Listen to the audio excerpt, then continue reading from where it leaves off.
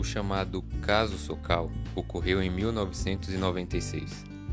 Alan Sokal, professor de física da Universidade de Nova York, escreveu no ano de 1996 um artigo chamado Transgredindo as Fronteiras, em direção a uma hermenêutica transformativa da gravitação quântica.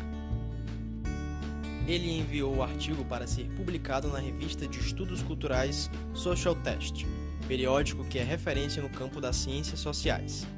O texto relacionava assuntos de física com um viés filosófico. Ele propôs, por exemplo, que a gravitação quântica era uma construção social e linguística, com implicações políticas progressivas, citando Einstein e Newton.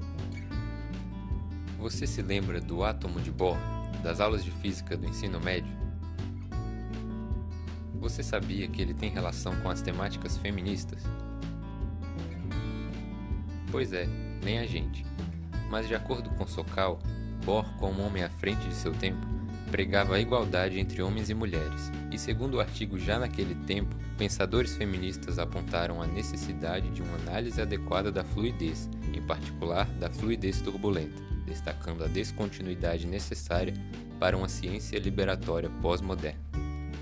Mas Sokal, como renomado físico da Universidade de Nova York, deveria saber que estava escrevendo coisas sem nexo, certo? Certo. Sua intenção era provar que qualquer bobagem escrita com uma linguagem intelectual poderia ser publicada em uma revista de temática pós-modernista. Depois da publicação do artigo, os editores da Social Text divulgaram uma nota de esclarecimento em resposta ao fato de Sokal ter alegado que seu texto era uma paródia. Diziam estar arrependidos de publicar o artigo e pediram desculpas aos leitores. Segundo eles, ao receber o texto de Sokal, notaram algumas inconsistências e pediram que o autor fizesse correções em seu texto, bem como reduzisse as notas e as referências, porém não obtiveram resposta. A Social Test afirmou ser uma revista que valoriza a pluralidade das ideias, independente da sua área de procedência. O problema foi que o texto não foi enviado para revisão externa, por alguém que entendesse do assunto tratado.